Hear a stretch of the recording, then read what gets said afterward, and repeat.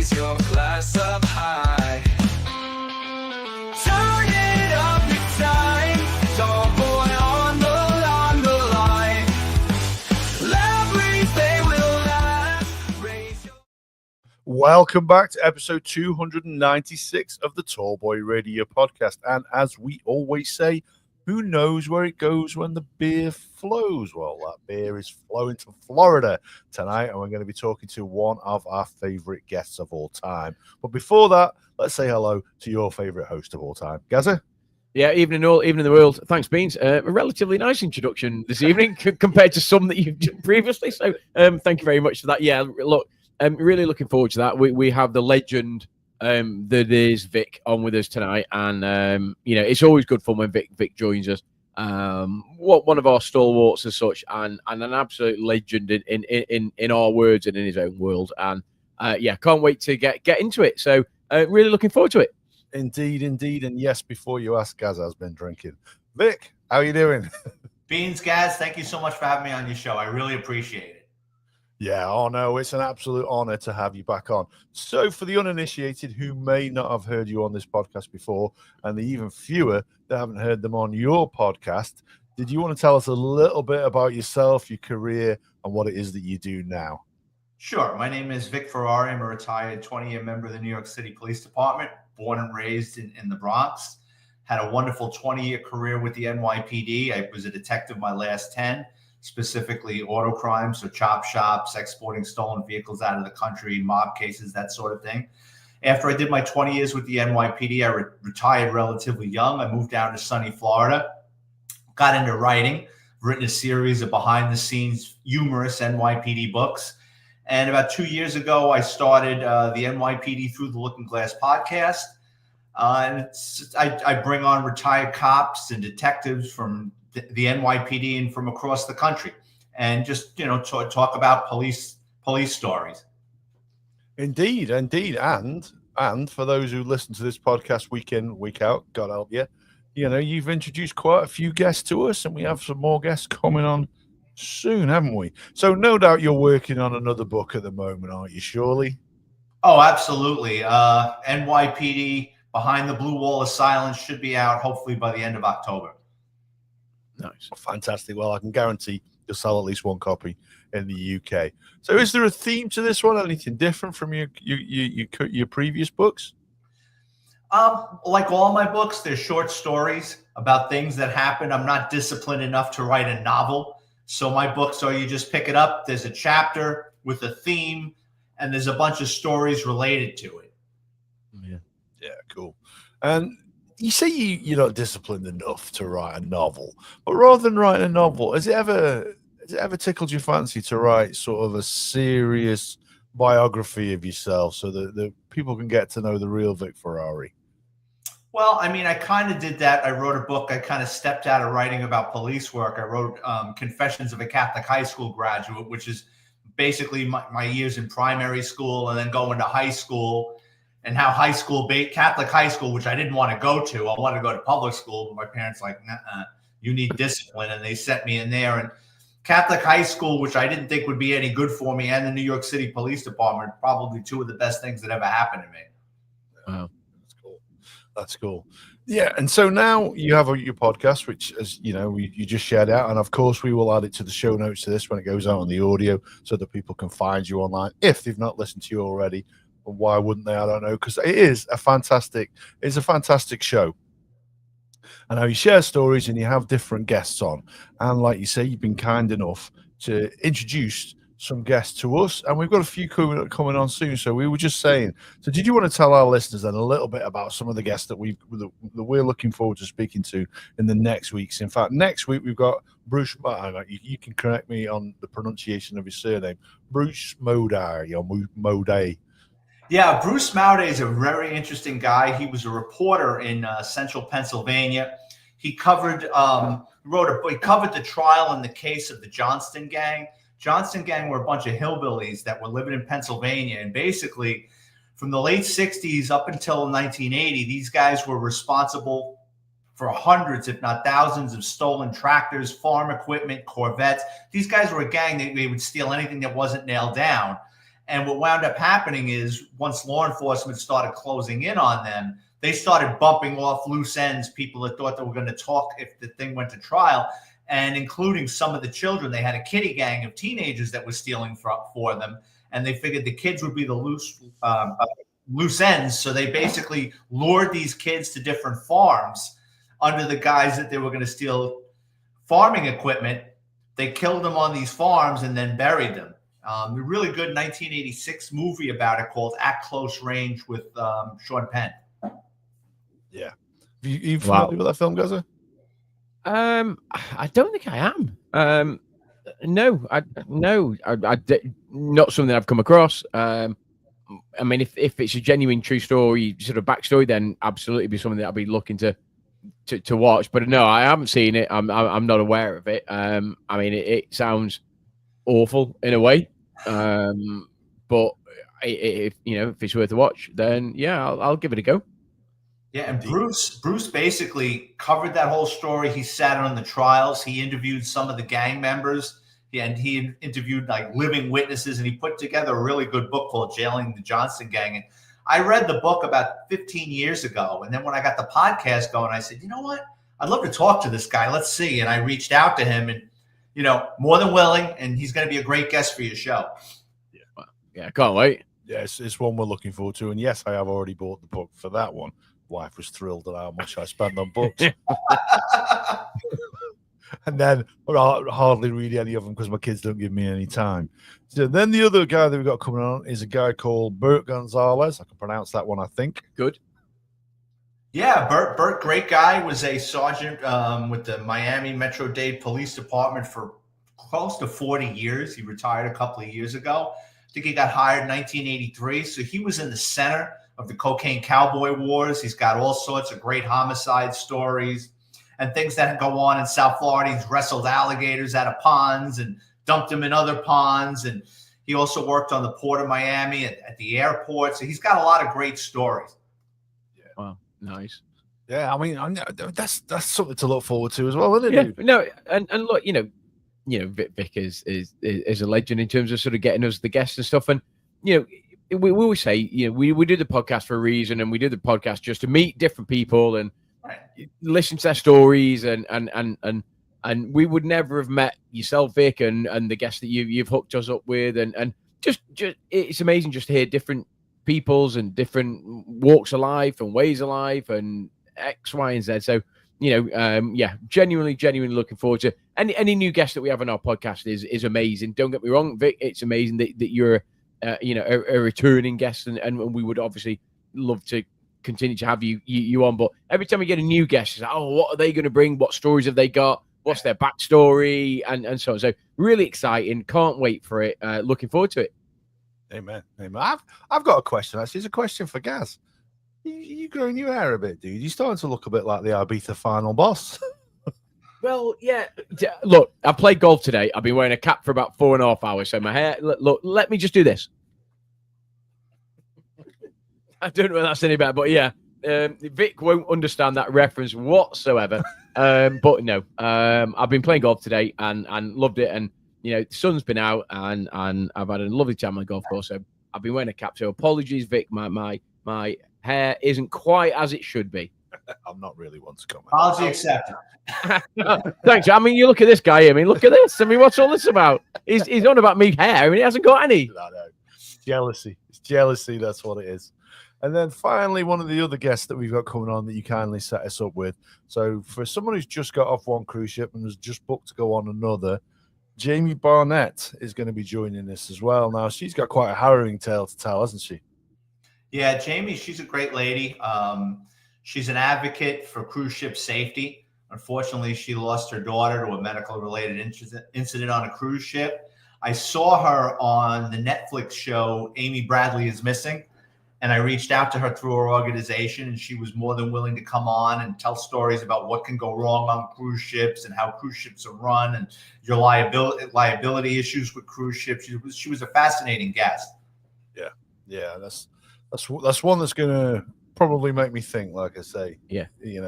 I've only just recently discovered cruise ships. Love them. But like you say, You know what I mean? Whenever you do your own research on that, there's a bit of a backstory to them. So that should be an interesting one. And I'm not sure interesting is the right word, but certainly a different episode. So it's another one to look forward to, because it's, we like to do episodes that are informative, don't we? Yeah. And look, we've got friends, family, and hopefully lots of listeners that will go on cruises, and and if there's something that we can either highlight or we can steer towards X, Y, or Z, we're happy to do that. Like I say, we try to make our podcast informative and educational along the way if we can, and if there's something that she can add that makes it a little bit safer or a little bit better for others, then hey, I'm all in. Amen. Yeah, amen. So anyway, taking you back to your podcast then, Vic, that's enough about ours and what you've done for us. Tell us a little bit about your show and just how it's going in general, because anybody who's not listened to it, and absolutely, I joked earlier, but they absolutely should, because it is a fantastic show. So you cover off it, like I say, a number of different angles. If it's not your own stories, you have other people on telling them, and you also cover off some stories in the news at the moment, don't you? Yeah, I mean, I love having guests on. When I know I'm going to have a guest on, I'll reach out to them. Once I find out that they want to come on the show, I don't want to know too much about them, because then that you're kind of covering things all over again. So what I do is I like to get them on the phone for 5 minutes, just get an idea of the way they speak and what they can bring to the table. And then basically what I do is I write out a series of questions, pages actually. I never get to all of them because I don't want to hold the person hostage. I find the sweet spot with a podcast. If the guest is really good, 45 minutes to an hour tops. Just because people lose their interest after a while. You don't want, it's like watching two parts of something. A lot of times people, you just always leave them wanting more. Sometimes if someone's a great guest, have them back a second time. Finding guests, especially with my old, where I used to work, the New York City Police Department, it's difficult. A lot of cops don't like coming on camera. They don't want to talk about themselves. They're over and done with it. Most of my NYPD guests, like Vern Geberth or Marique Bartolis or John Fariso, they've written books. They've got something going. They want to promote it, and that's why they're willing to put themselves out there. I find other police departments, they're more affable. They want to come on and talk about things. And then sometimes when I can't get a guest like this week, what I will do is I've got to find a topic, something that's out there right now that's current, and then do I have related story or stories that dovetails into that from my NYPD career? And then usually with those episodes, I go between 25 to 40 minutes. Again, not wanting to hold someone hostage. Yeah. And like I say, the ones where you do by yourself, I know, I've done this podcast by myself a few times, and it's a different animal, isn't it, when you're just talking to yourself? Yeah. So what I'll do is I usually find 5 or 6 either serious and interesting or humorous police stories that have happened in the past week or two. And I'll go through the news. I'll do 5 or 6 stories. And like I said, the last story will dovetail into whatever I've got planned, whatever, content I want to talk about. Yeah. And so, I mean, when you're telling stuff, like say, you're relating your own experiences to things that are happening now, just how different do you think it is to be a New York City police officer now compared to what it was back in your day? That sounded very disrespectful. Back when you used to do it. If they marched me into my old precinct now and told me to put on my uniform, which still fits, by the way, it would be like you dropped me off on Mars. It would just be a totally different thing. And I've had cops on, not youngins, but I've had cops on that have retired only but a couple of years ago. And I always ask, what's going on now with this? And it's so different. So when I was a patrol cop in uniform, you carried a memo book. It was a book about that thick, and you wrote in 0700 hours to 1500 hours, what your meal hour was. And during the course of the day, if you got any calls, or we call them jobs, sent to 555 East 161st Street, domestic violence, blah, blah, blah. You write everything in a memo book. Nowadays, they don't carry memo books. Nowadays, everything is done on their phone. basically their phone is their memo book. So they carry around these phones, which I don't agree with, because I see a lot of times videos and photos of NYPD cops standing around looking into their phones. Well, that's a really great way to get punched in the face. The two things they told us, I always remember this: don't keep your hands in your pockets, because why? If someone punches you in the face, you're going to go backwards and you're going to tear your pants, right? And number two, always keep your head up and look around. So, I mean, basically you got your head down and you're typing into this thing. Yeah. Also, I mean, nowadays the police vehicles now, they have GPS in them. They can tell if you went through a red light. They can tell if you're speeding. You know, it's like, what am I going to be, 12 years old, living with my parents for the rest of my life? Like, at some point, you got to let cops be cops. But, you know, it's this Orwellian society that basically we're all getting squeezed into. Yeah. Do you think it's wholly that, or, you know, I mean, the United States has always been a little bit more litigious than the UK has. You know what I mean? Is it the fear now of, you know, of reprisals and the New York City police force having their feet held to the fire over and made accountable for some of the things that they have or haven't done? Well, a lot of that stuff, especially after George Floyd, went out the window because they're like, you know, we got to watch these cops. You know, they're doing all these awful things, right? So they gave it all these cops body cameras. How many incidents have you seen where cops are tuning someone up or pushing down a guy down a flight of stairs with all these body cams? You don't. No. What you see is entitled people fighting with the police, not doing what they're told, acting like assholes. But you don't really, I have yet to see a video with cops just smacking someone around or beating someone up, or that's not to say it can't happen, but I think it's the exception to the rule. Yeah. And again, I mean, surely I think it's always been the exception to the rule, you know, but unfortunately with modern media, which, you know, we play our part in terms of this podcast, you know, we fill that role as well. You know, with modern media, there needs to be a story, doesn't there, 24 hours a day. So, you know, that's the danger as well. The you know, the last place you probably want to see yourself is on TV if you're doing that role, I imagine. Right. And you're right. I mean, what I've learned with a podcast and then making YouTube shorts, what I've realized is you put any type of heading that's somewhat controversial, it's clickbait. People start clicking on it. You know, you could put cop helps old lady across the street. You're going to get about 8 views. If you put cop pushes guy down flight of stairs, you're going to get 450,000 views. So, I mean, controversy sells. It just does. Yeah. Maybe we should call our next episode that. Oh, yeah, might work. Yeah. No, I just think that, because we live in a society now that, you know, the social media aspect of it is so prevalent, is that almost anything is like fair game. And as you said, Vic, you know, if there's one indiscretion from a police officer, it doesn't have to be NYPD or whoever, you know, if there's one indiscretion, that seems to be blown up out of all proportion. And contrary to that, you've got hundreds and hundreds of thousands of police officers going about their way, doing whatever it is that they do in their daily business, absolutely fine. Yeah, it's that one that blows up, and it's like, and it just seems that we're in a world at the moment where everybody is very quick to judge and very quick to almost criminalize officers, etc., etc., etc. And it just seems wrong to me that that's the society that we're in. Yeah, amen. Yeah, amen. So, good evening, Stuart Willis, as well. Thank you very much for joining. No doubt Stuart will have some questions for us throughout the episode.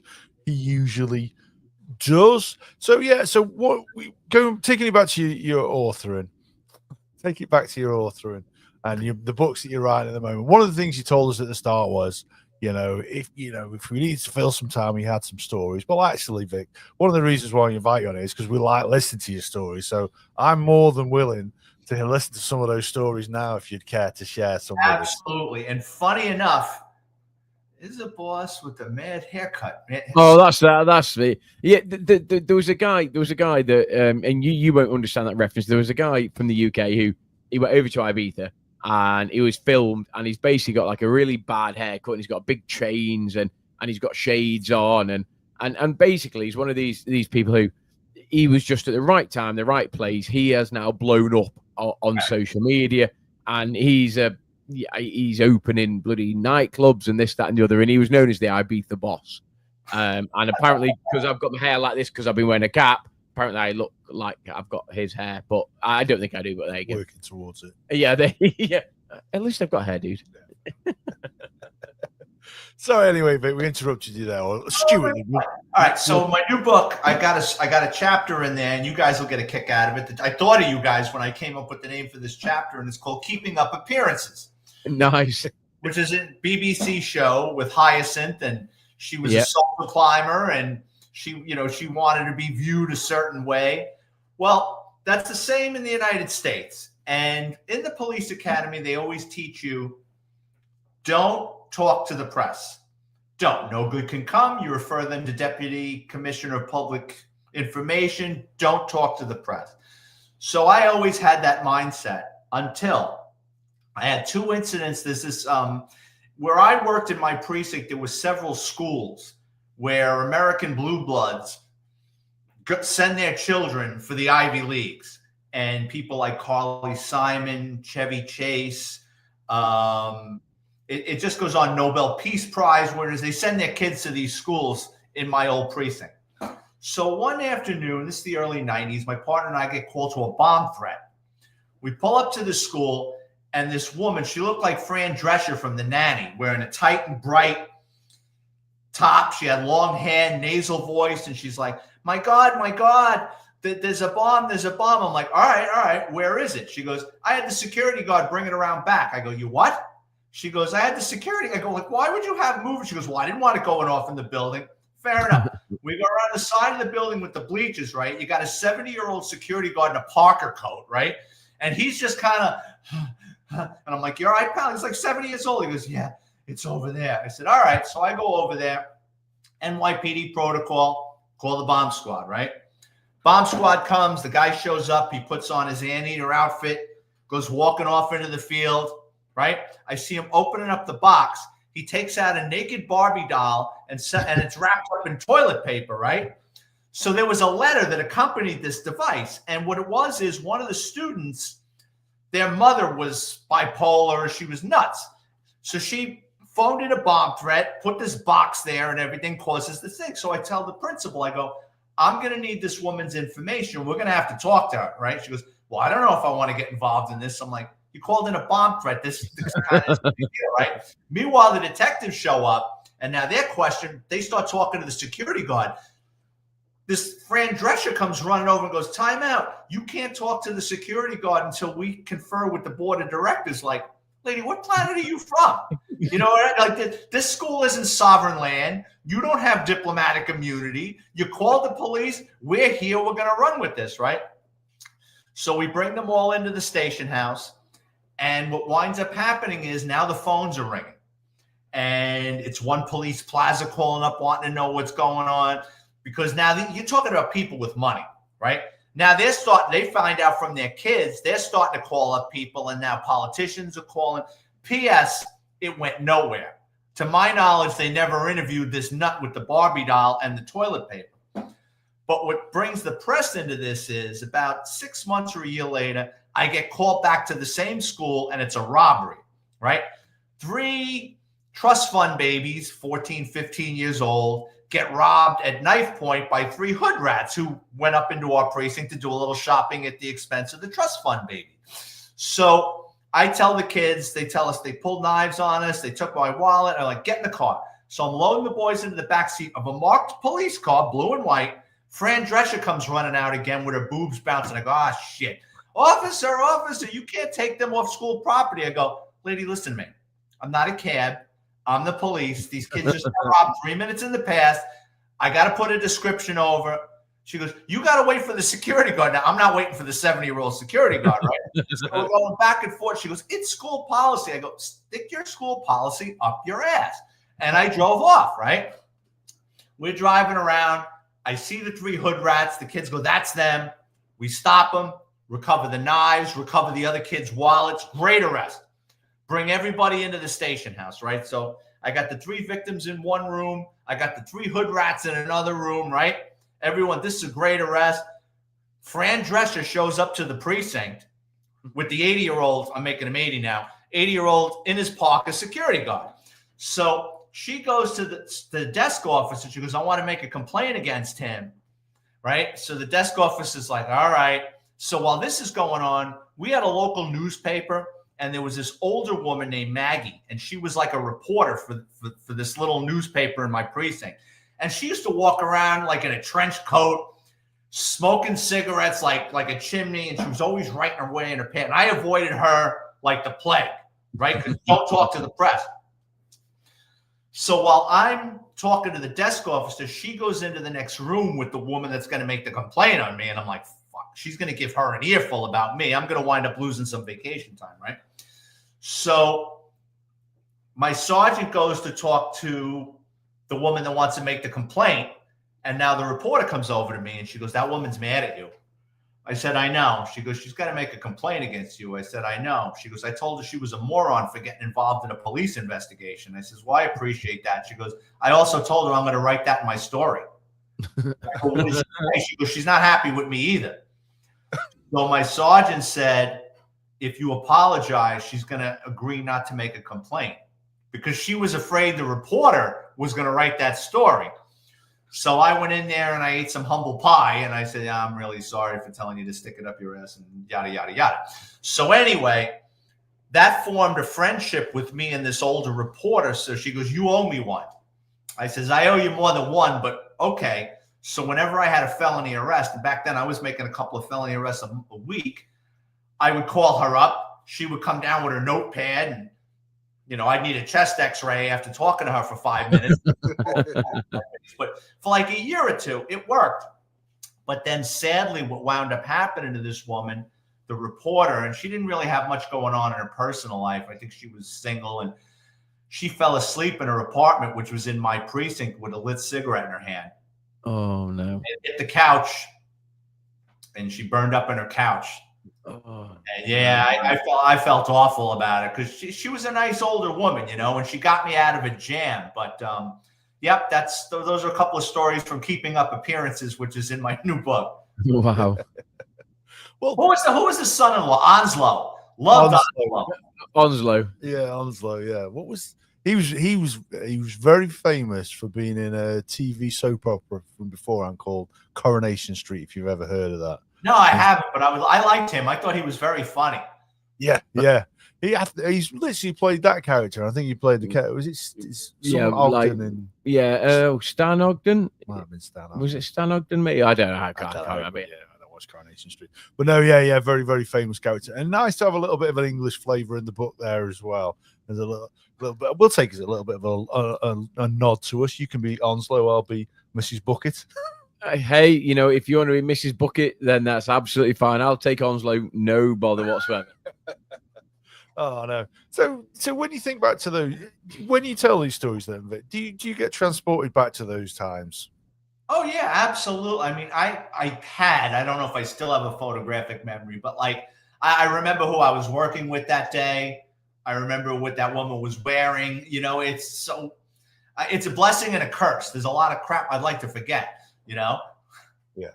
I can well imagine. So when you do you get together with some of the people you work with often and share these stories, and or do you talk about, I don't know, would you talk about other stuff like fishing trips? Yeah, it depends on who I'm talking to. You got to remember now, I live in Florida. Most of the guys that I worked with are 1,200 miles away, but we still talk. I've got a couple of really good friends. One guy I was in the police academy with, another guy I met about 20 years ago, and they feed me stories all the time. Remember when this happened? Remember when that happened? I'm like, oh yeah, I totally forgot about that. Or just in passing sometimes. They'll tell me a story about something. And I'm like, oh, I could work with that. That's a great story. Thank you. But yeah, it's not always cop stuff. I mean, we talk about the Yankees and, football and. Wow. Well, we might get onto that a little bit later. We might get onto that. Bearing in mind, actually, the Bears preseason have been pretty good, to be fair. How's your preseason gone? It's going. Oh, you're a play away from Aaron Rodgers breaking a hip. Listen, I hope so. Let's give somebody else a go. Yeah, Aaron Rodgers over the hill. I've hated that guy for so long. Being a Bears fan, like, if I could hate on a guy, it would be Aaron Rodgers, just because of the Green Bay years and what he did to us. Although, just so many times he broke my heart, that bloke. And I'm not wishing ill on him, but if he was to drop down dead tomorrow, I wouldn't really shed a tear. You know, it's one of those. But shocking. Well, you say that. Shocking. He's a different kind of guy, you know. Yeah. Oh, don't get me wrong. You know, I absolutely appreciate his level of skill and this and the other. It just so happened that he was showcasing that against my team. Oh, you yeah. know, and that's where I'm at. And I absolutely appreciate he's one of the best quarterbacks that the NFL has produced for, you know, I say ever, but for a number of years. But I do hate the guy. I would say was rather than is. Well, yeah, was maybe, yeah. And I hate. So, Vic, I don't know. So, you know how much you follow the NFL, but what's your take on that? Is it the Shadauer, the sort of Sanders sort of thing? Where are you at with that? Yeah, I mean, here's a kid who, you know, his father's coached him through high school and college, and listen, he got drafted where he got drafted for a reason. Yeah. Right. Part of it is they ran a very vanilla offense that threw the ball all the time in Buffalo. He didn't really have to read defenses. And his attitude, they said at the combine, at the NFL combine, and then after the combine, these teams sit down and they ask you questions and they try to get under your skin. They want to see how you handle adversity. They want to see, can you handle it? And he didn't do very well. The teams he didn't want to play for, they said he acted like a buffoon. So, you know, whether he likes it or not, I can't believe they traded Kenny Pickett to the Raiders. That's like money falling into my lap, because he'll make a good backup. He'll make a good backup for Geno. Yeah.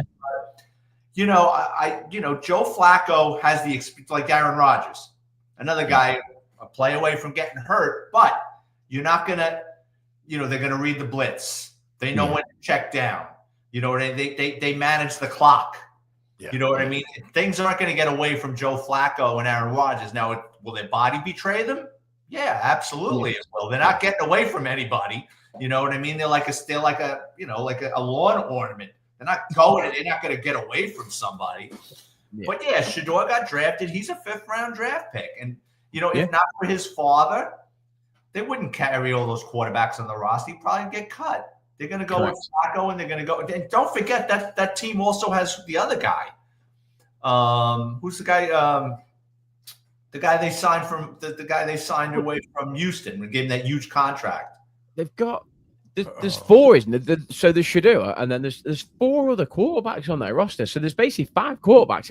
I can't think who they are, but there has to be a reason why he was drafted where he is. And where he was, because, you know, the draft is you know, whether you watch it just for the razzmatazz or whether you actually go into the stats and the figures and everything else, there has to be a reason why he's been drafted where he's been drafted.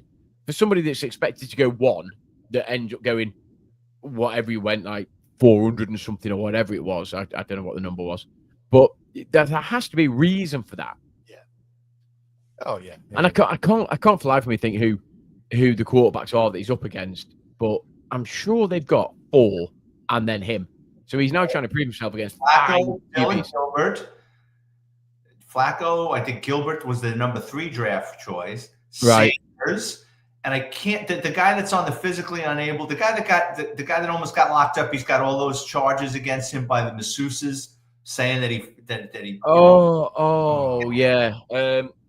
Oh no, oh, bloody hell. Vic, what have you done there now? You've just made me think.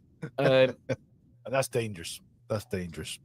I've got a question for you then, Vic. You've spent a lot of time in New York City. There's a couple of fairly mediocre teams that play in and around that area. Did you ever have any encounters with any of the players when you were a police officer? Yeah, a couple of New York Giants, a couple of Jets. I used to do sometimes security for Mercedes-Benz when they would have like an event. So they would have like a silent auction to raise money. And a lot of times the players would show up, offering their services to, bring in donors. Met Franco Harris. Yeah. Wow, nice. Nice guy. I asked him about the Immaculate Reception. All he did was laugh one way or another. Met Tiki and Rondé Barber. They were nice. Howard Cross, the Giant tight end. He was a great guy. Yeah, I did meet a lot of famous people working in the New York City area. And, Freeman McNeil, who used to play for the Jets, he was a running back. He was a nice guy. He was down at Ground Zero. Just trying to think off the top of my head. Probably met more celebrities than sports figures. Yeah. Wow. I mean, was that a perk of the job? I was starstruck. So yeah, for me it was definitely. Were you a sports fan then? A sports, I mean, yeah. And so you look at Tiki, Rondé Barber, and all of those. Were you like, wow, it's Rondé Barber, or was it just like, no, it's the job. I've got to do the job. No, I definitely. Well, when I did for Mercedes-Benz, no, I walked right over to them and shook their hand. Right. Nice. They knew we were security. They were nice. Yeah, fair play. So, I mean, I remember you telling us the story of you meeting Peter Falk, and which other celebrities did you get to meet? John Lovitz. You know who John Lovitz is? He was on Saturday Night Live. Yes. He played the liar.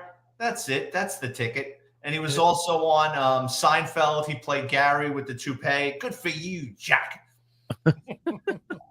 Met him at the U.S. Open. He wanted to get an autograph for his daughter. Couldn't have been nicer. Brad Garrett, I met from Everybody Loves Raymond. Right. Tall brother. Really nice guy. Could not have been nicer. Julianne Moore, who was just as beautiful in person as she is on screen. On a magazine. Oh, my God. And nice. Could not have been nicer. Took photos with us. Met Robert De Niro down at Ground Zero for just for a moment. Scared the hell out of Kevin Bacon.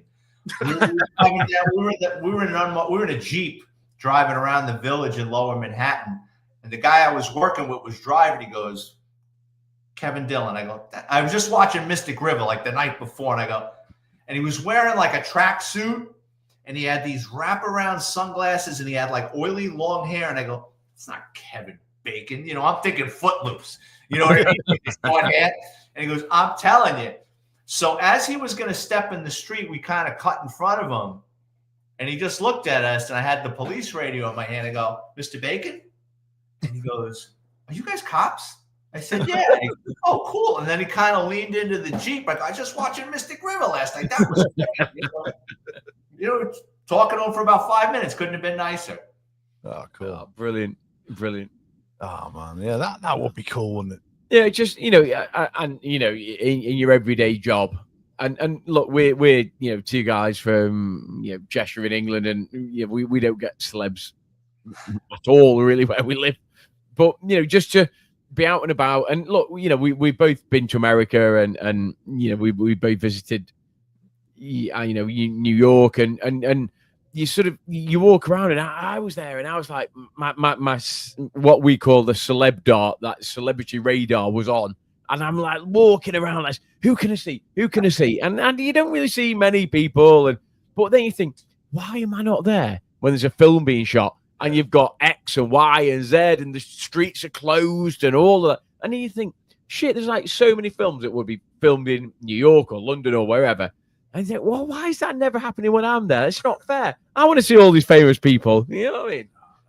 Funny enough, my brother he didn't meet. He got to see Sandra Bullock ice skating in New York when he went. Wow, okay. Yeah, not too bad. Okay, so Tom Holland, who's the guy that plays young lad, plays Spider-Man, did he, at some point? So when we were in New York, he was shooting I don't know, there's a film or part of his like YouTube something or other, and he waved over, and my youngest daughter Abby, so she's 18 now. Hi Abby, if you're listening, she won't. The eldest daughter might be, but and anyway, she was like, oh my god, and she basically nearly fainted because Tom Holland basically waved at her, and she's like, he waved at me. We locked eye contact, and I was like, is that the phrase you're going to live by now? We locked eye contact. He definitely looked at me and like, oh my god. Anyway, so that's my family sort of. We've seen famous people in New York. It's pretty shit story, but Well, I'll tell you. Well, Matt, I told it on the podcast before. And then we'll get back to some of your stories, Vic. Most famous person I've ever seen, and yes, he did look concerned when I saw him. Was Mike Tyson, and that was on my 40th birthday. Okay, no way. yeah, Las Vegas. We were on the Miracle Mile shops, sat down to eat, and my wife, who's not a big boxing fan, goes, "Is that boxer there with the tattoo on his face?" I was like, "No, it isn't. There's no way." There's Really? no way. I looked up and I shit you not, about 10 foot in front of me, looking at sunglasses on, a sunglasses hut, Mike Tyson. I was up like a shot. I'd had quite a few margaritas at this point, and I tripped over a chair, and I went down, and You fell over. I fell over, and the bouncers were around him very, very quickly and ushered him out of there. I was like, all right, I'm just gonna sit back down. I made a complete tip of myself. Mate, dude. I told you I recovered his motorcycle. No, No, you haven't told that. You never heard the Mike Tyson story? No. Oh, Come boy. on, that's a cue if ever there is one. So, all right, yeah. So we had this informant who used to give us everything: stolen cars, home invasions, large seizures of narcotics. I could go on and on. You could do an episode on him. Anyway, he calls us up on a Monday, and he says, Mike Tyson got his motorcycle stolen over the weekend, and I know where his bike is. And I says, where is it? He goes, there was this car thief by the name of Horatio. He goes, Horatio was on the West Side Highway, saw Mike Tyson on a Ducati, which back then was a $30-something thousand Italian motorcycle. Yeah. He followed him down there with another guy. Mike Tyson went to the Javits Center, which is like a convention center. They have the car show, the boat show, all that shit. So he said, watch Mike Tyson go in. Horatio jumped on his Ducati, broke the ignition, and took off with his bike. Now, that you need brass balls to do something like that, right? I mean, Mike Tyson's a bad man. Like, Yeah. I remember him just whooping people's asses. So I says, great, give us Horatio's apartment number. We're going to go and bang down his door and lock him up. He goes, well, he goes, the bike's in pieces. I go, what are you talking about? He goes, I know to your listeners, it's going to sound ridiculous that a guy would have a motorcycle in his apartment. Google Washington Heights in Manhattan, look at the neighborhood, and then it'll come as clear as day to you. Anyway, Horatio had a couple of stolen motorcycles in his apartment. He was taking the bikes apart, bubble wrapping them, putting them in crates, and they're going to ship them to the Dominican Republic. There's a huge markup in the Dominican Republic for stolen cars, stolen motorcycles, all sorts of crap. We used to say we didn't know how the Dominican Republic didn't sink with all the metal that we would ship over there. So anyway, we're waiting and waiting. About a month goes by. And I'll never forget, it was a Sunday night or a Sunday evening. I was watching the 4:00 games, football, and my partner calls me up because we want to make overtime. I go, what are you talking about? Like, that was unheard of for us to come in on a Sunday. And I go, he says, remember Horatio and Mike Tyson's Ducati? I go, yeah. He goes, it's moving tonight. I go, and I thought it was going to get put on a shipping container. I go, well, Port of Newark or Red Hook? He goes, neither. It's going to Kennedy. I go, Kennedy Airport? He goes, it's being airshipped. I said, because they're in crates. I said, oh, okay. Go out to this shipper out by Kennedy Airport. Horatio and a couple of guys show up in a stolen van with crates of stolen motorcycles. Wow. So now here's the funny thing about that story. Mike Tyson's motorcycle was stolen less than a month. So in the United States, if you have what's called comprehensive insurance, otherwise known as fire and theft, so if your car or motorcycle burns or it gets stolen, if it isn't recovered, if you make a claim and 30 days goes by, you get paid. They're going to compensate you. But if your property is recovered within 30 days of the claim, you get it back. Now, they'll pay to have it reassembled, but Mike Tyson wasn't having it. He was pissed, and he just we couldn't let him do that, obviously, but we got Mike Tyson's motorcycle back. Wow. What a story that is. That's cool. Yeah, even if Mike wasn't so happy about it. Yeah, I wouldn't want to tell him. No. Yeah. Excuse me, Mike. Yeah, you're getting it back. You're not getting a claim. You're getting it back. From what I remember, my partner was the one that called his representatives, and my partner got him on the phone, and he was like, well, which bike? He had like a bunch of them. He goes, oh, didn't even know. Oh, mate. He had a bunch. Yeah. Mike Tyson. That's how he's a legend. He was a legend. Oh, definitely. No. So other than those stories there, we know you had a few stories there that you wanted to share with us. Are any of those featuring in your new book? Are we going to get a little preview of that? Sure. Do you guys know the band Fish? Fish. No. Marillion. Was that Marillion?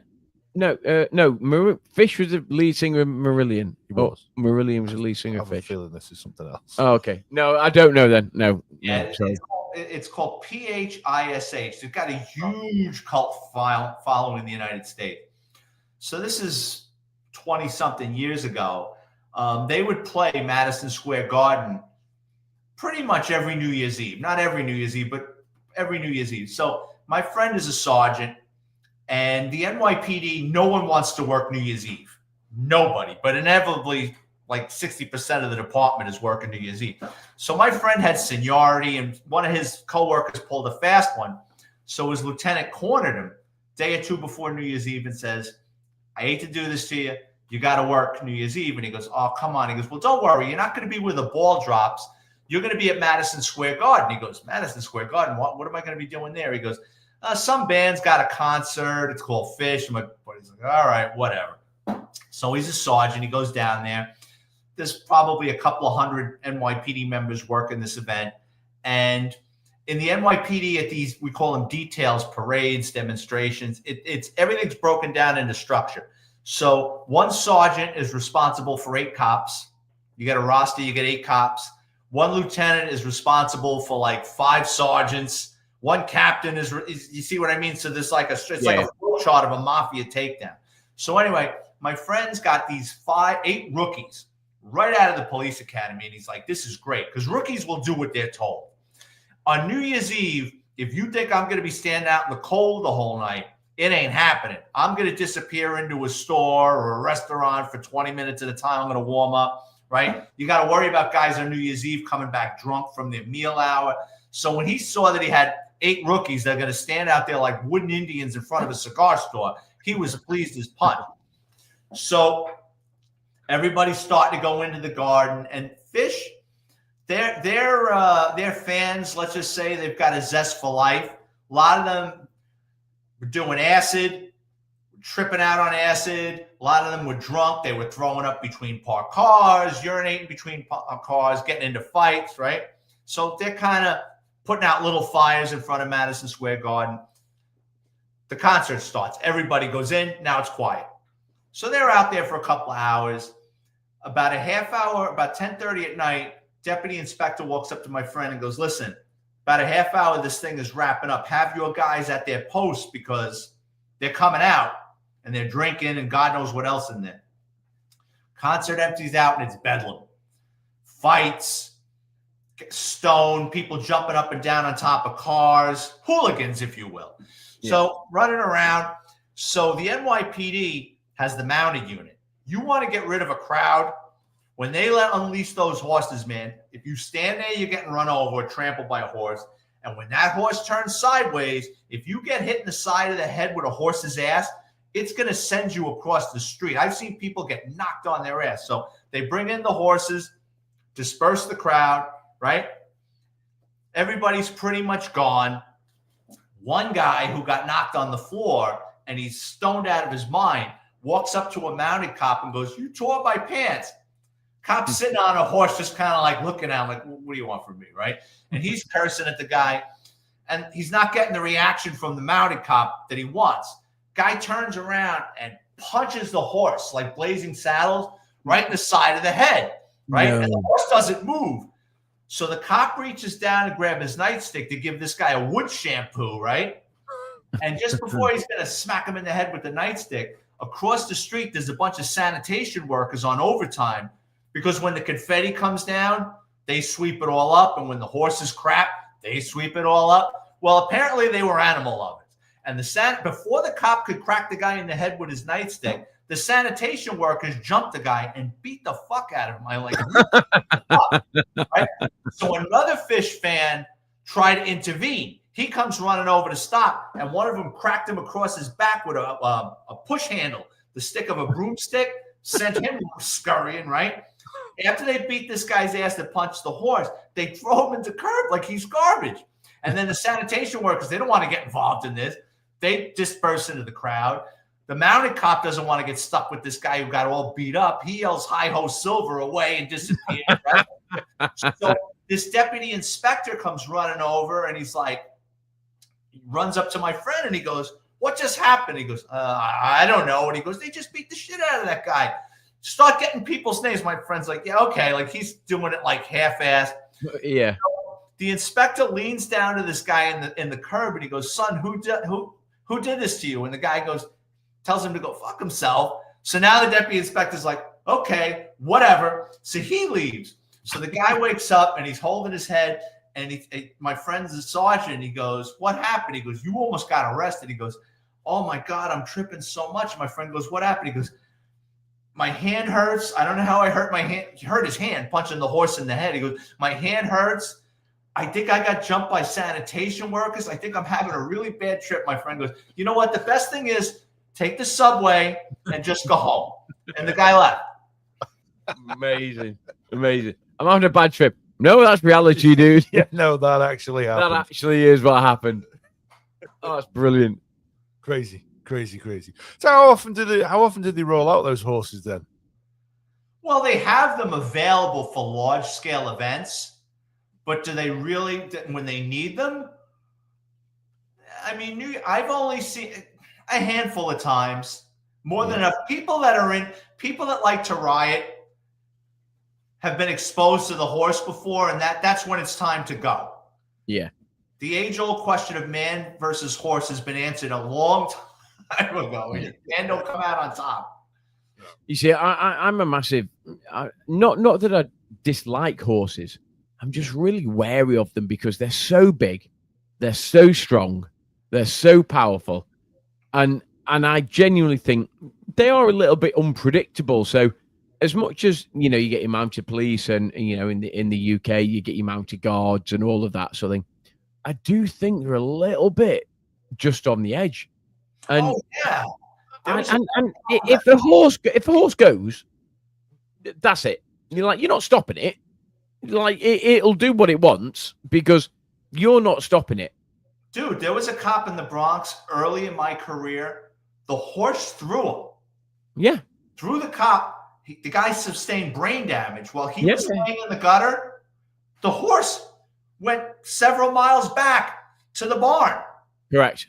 And they're like, "Where is this guy? Why didn't he sign out? Why didn't he take his saddle off?" And then they figured out, the guy was laying in the street for hours with a brain contusion. Yeah, it's just so big, so strong, so powerful, a little bit unpredictable. Not my favorite animal. Just like Turbo Radio. Yeah, just like Turbo Radio. Go on then, Vic. Give us another story then before we close out this episode and we find out a little bit about where we can buy your books. Okay, so this is a chapter in my book called Slippery Solutions. The NYPD with the supervisors, they want problems solved. They just don't want to know any of the details. And when things work out, they take all the credit. When things backfire, it's who the hell told you to do that? So my brother is somewhat of a scam artist. He was a property manager for an NYPD precinct, and which gave him he had all the time in the world to run all these scams and stuff. And his commanding officer knew that and would give my brother special assignments to take care of things. It was a quid pro quo. My brother, if you do these things for me, I'll leave you alone. So anyway, his commanding officer tells him, his commanding officer came from like Midtown Manhattan. Now he's up in Washington Heights. Again, Google that neighborhood. And what winds up happening is he tells my brother, he goes, we got a huge homeless problem on whatever street. Maybe you guys can do something about it. That's kind of an open-ended directive. Do something about the homeless. Like, you build him a house? My brother comes up with this idea. He goes to a local food bank and he gets a whole bunch of bologna and cheese sandwiches. And like the Pied Piper, my brother lures these homeless people into a police van with a promise of a better life in New Jersey, puts them in the van, takes them over the bridge into New Jersey, and starts letting them out in a shopping mall in Paramus, right? So after they get them out, him and his partner would Lysol the interior of the van, come back, and they would do this a couple of times a week. And my brother, there's a famous roadway when you're out in New Jersey called the New Jersey Turnpike. My brother's a creature of habit, and how he hasn't gotten gout is probably one of the great mysteries of the universe. Like, my brother eats all sorts of crap, isn't overweight, blood work comes back fine. Him and his buddy on the way back from dropping off these bums in New Jersey, they would stop and get a root beer float and a bag of French fries at 10 o'clock in the morning. So this is going on, but after a while, the homeless people didn't want to get out of the van. They kind of knew they were getting dumped. So my brother had to hand out scratch-off games, like dollar scratch-off games, lottery tickets, to get them out of the van. So this is going on for about a month. And one day, they're in a marked blue and white NYPD van. They're coming back from New Jersey, and they get pulled over by 3 New Jersey police cars. Cop comes over, and he goes, "What are you doing here?" So my brother gives him some story about they're with the community policing, and our residents wanted to do a little shopping, and we took them out to a mall. And he goes, "Yeah, more like shoplifting." He goes, "You guys have been flushing your toilet." He goes, "All these retail stores are getting we're getting all these retail thefts." He goes, "And I'm locking these people up, and they're all telling me the same thing. There's a cop promised us a better life in New Jersey who's taking us over here with bologna and cheese sandwiches." Right? So my brother's trying to bullshit the guy. And the guy goes, "No, let me tell you how this is. If I see you come back one more time, I'm bringing you into our station house. I'm calling your commanding officer, and I'm calling the newspapers, who would love nothing more to know why there's a cop transporting homeless people and leaving them off at a suburban shopping mall." You know, my brother is like, "Well, if Bed Bath & Beyond and Old Navy is missing a couple of things, so be it." So basically, that was it. Like, they stopped. So my brother's commanding officer notices this whole homeless colony has vanished, right? So he turns to my brother and he goes, "I'm going to give you a day off.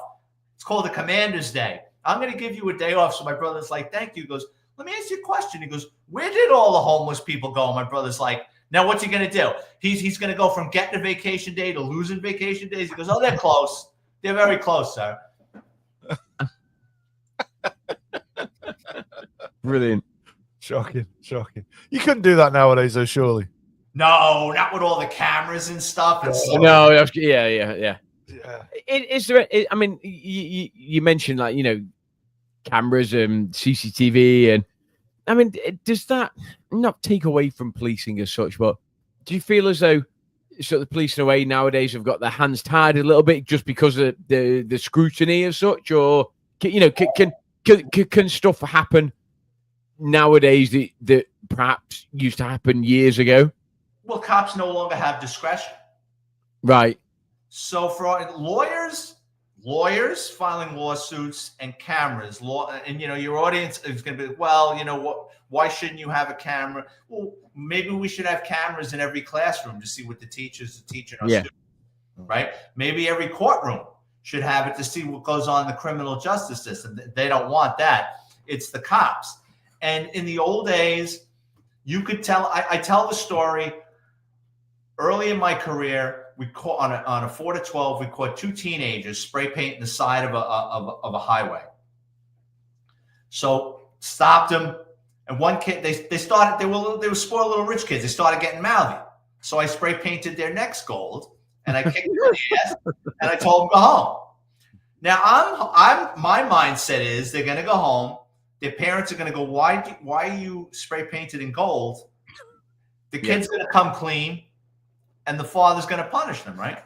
Later that night, I had an arrest, and I'm in the station house filling out paperwork, and my desk officer's looking at me like he had a heart attack. He goes, "Oh, you did it this time." I go, "What?" He goes, "You guys over there with their kids?" And I said, "Oh, shit," because I saw the kids.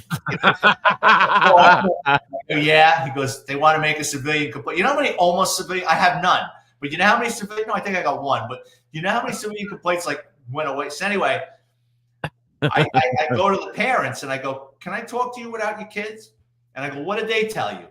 And, you know, he says, "You just pulled up on them. They were hanging out, drinking beer, and you spray." I go, "No, I don't carry spray paint, okay?" I caught them. I says, "They're both over 16. I says, "I could have charged them with a felony. All right. I says, it wouldn't have been a felony. I says, but you would have hired a lawyer. They would have spent the weekend in jail. I said, I figured you'd handle it by sending them home like that. The two parents looked at each other. They go, you got a second? I go, yeah. They talked. They came over, shook my hand. They go, we'll handle it. Because that's brilliant. Yeah. So that was the end of it. You do that nowadays, you'd be on the front page of every newspaper. You can't do that. Yeah. And that's a shame. I say it's a shame in a way. It is. And look, I get the generation that we're in. I mean, I'm 52 years old now. I'm not over the hill. I'm way beyond over the hill, sort of thing. But I get it. And you can't do anything these days without a camera or somebody pointing a phone at you or whatever. But surely that's to the detriment of. And I'm not, not just the NYPD, but, London and whoever, the major cities. Surely that's to the detriment of these officers that are trying to work, I say beyond the shadows or in the shadows or trying to do the cop work. And surely it doesn't help. No, I guess it goes back to what Vic said earlier in terms of letting cops be cops. You know what I mean? And yeah, absolutely. Yeah. It was different times when, different time. If my kids had came home to me and said, oh, such and such's parents hit me now, you'd be down the road having a word with them. Yeah. If I went home and I told my mum and said, oh, I've just been down and Gaz's mum just clipped me around the head, she'd say, well, what did you do? What have you done? Yeah, what have you done? Oh, yeah. So back in the day, it'd be like, well, what have you done? What have you done to deserve that? Nowadays, it's like, right, I'm going to go and get them. It's like, well, hold on a minute. Let's get to that root cause. Indeed. But Stuart has an important question. I told you Stuart would have a question. Stuart has loads of questions. Stuart's a wonderful guy. And yeah, he does have a question for you, which, is it like, I have one question for Vic. Which is your favorite, donuts or waffles? I'm not a fan of each because I try to watch my weight, but if push comes to shove, I would definitely have the donut. Here's a Cops and Donuts. My younger brother comes to Florida for the first time. He's not in Florida. 15 minutes. He's in my house. I pick him up at the airport. He goes, is there a Krispy Kreme around here? Let's get lunch. He goes, no, give me your keys. Looks on his app. Oh, I'll be right back. He's in my house 15 minutes. Comes back a half hour later with a box of donuts. I open it up. There's 9. I go, who would buy 9 donuts? I go, 3 are missing. He goes, yeah. I says, why'd you buy 9? He goes, what are you, an idiot? He goes, who buys 9 donuts? I bought a dozen. I go, you ate 3? He goes, I left 5.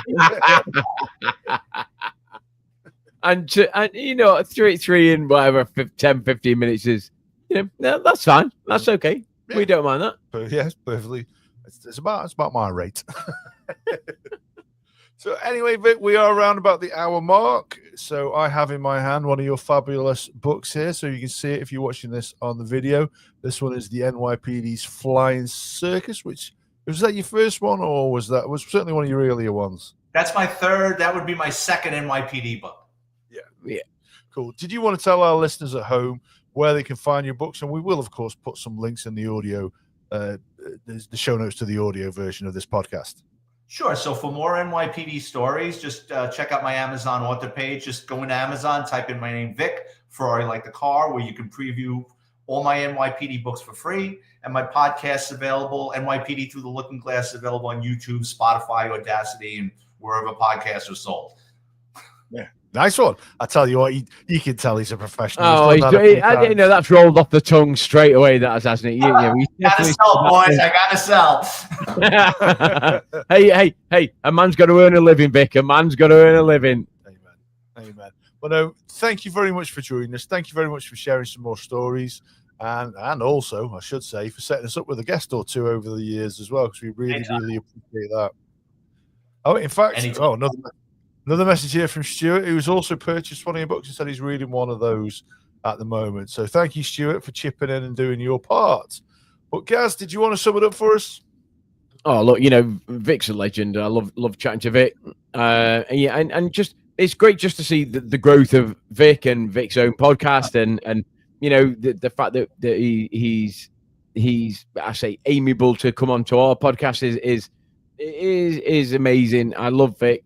He's one of our original OG guys who we had on back in the day. And you are, but honestly, Vic, you know, you're an OG guy. I can't remember. Yeah, I'm an old guinea.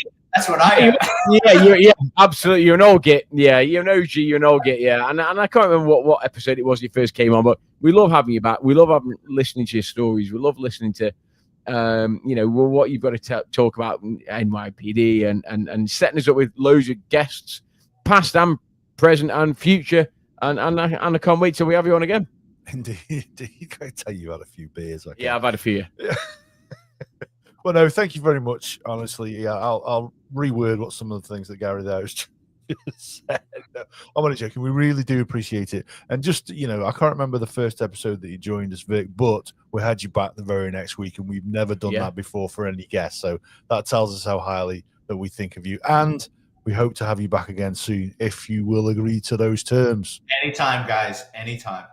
Great stuff. Thank you, and we wish you all the best.